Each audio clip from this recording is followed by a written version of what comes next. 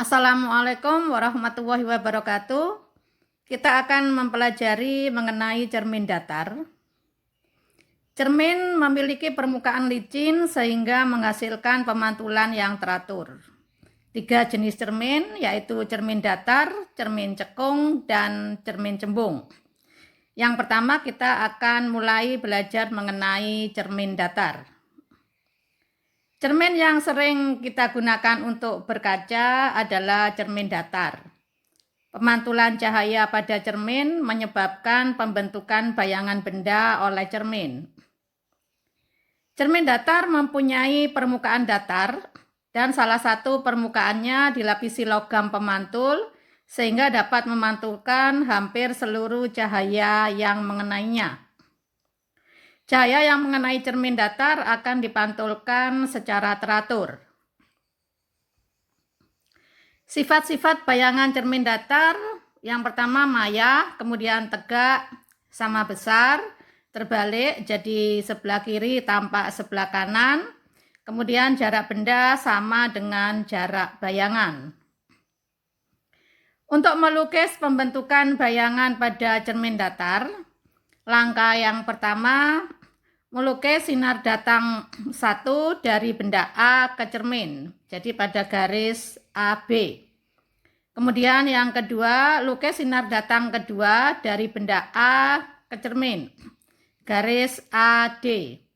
Kemudian yang ketiga, lukis perpanjangan sinar pantul di belakang cermin sehingga berpotongan BC dan DE.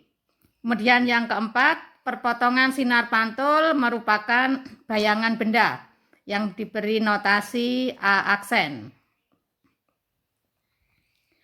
Titik benda adalah perpotongan dari berkas sinar-sinar datang.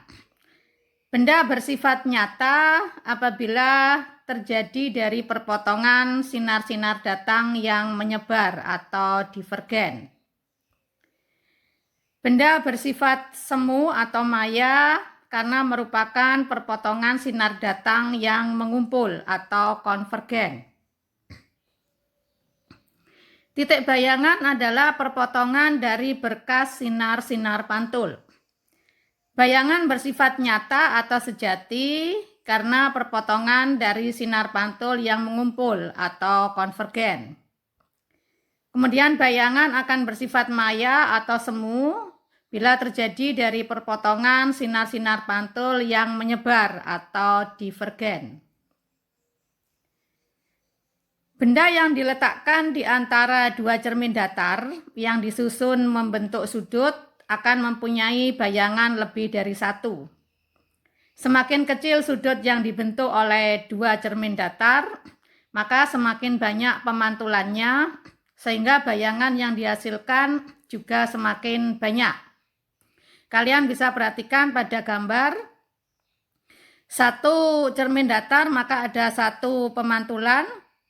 Kemudian kalau ada 2 cermin datar membentuk sudut 90 derajat, maka pemantulannya sebanyak 2 kali. Semakin kecil sudutnya pada 60 derajat, maka pemantulannya 3 kali.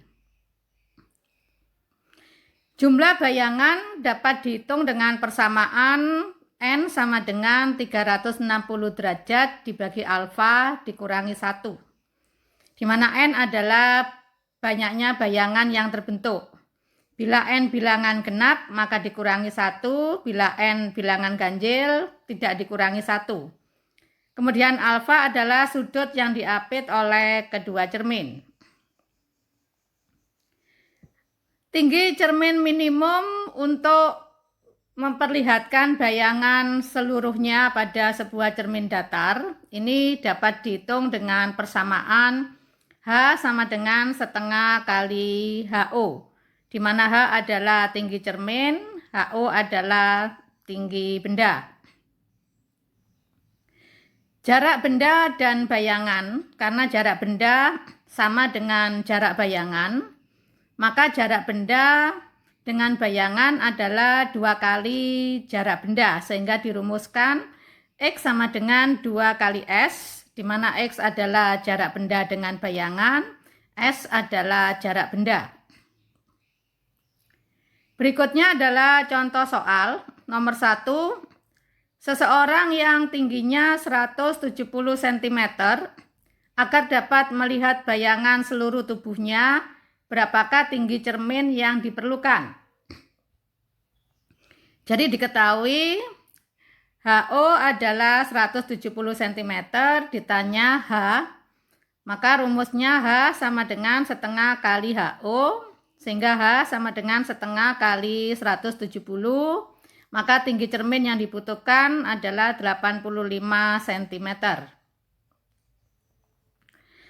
Nomor 2, dua buah cermin dipasang membentuk sudut 60 derajat. Berapakah jumlah bayangan benda yang terbentuk bila diletakkan di antara kedua cermin tersebut? Jadi diketahui alfa 60 derajat ditanya N. Maka N sama dengan 360 dibagi alfa dikurangi 1. Sehingga 360 dibagi 60 dikurangi 1, maka N atau banyaknya bayangan yang terbentuk adalah 5 buah. Nomor 3, sebuah benda berada 1 meter di depan cermin datar. Bila benda digeser ke kanan sejauh 2 meter, berapakah jarak benda dan jarak bayangan setelah digeser? Jadi diketahui S setelah digeser adalah 1 ditambah 2 sama dengan 3 meter, kemudian ditanya X. Maka X sama dengan 2 kali S, sehingga jaraknya adalah 6 meter. Selanjutnya adalah manfaat cermin datar. Yang pertama untuk refleksi gambar maya, kemudian pembuatan periskop, pembuatan teropong prisma, dan pembangkit energi surya. Sebagai latihan, sebuah benda diletakkan di antara 2 buah cermin datar yang membentuk sudut 45 derajat. Hitunglah jumlah bayangan benda yang terbentuk pada kedua cermin. Demikian, selamat berlatih. Semoga bisa dipahami mengenai penjelasan cermin datar. Untuk berikutnya kita akan mempelajari cermin cekung. Semoga bermanfaat. Mohon maaf atas segala kekurangan. Wassalamualaikum warahmatullahi wabarakatuh.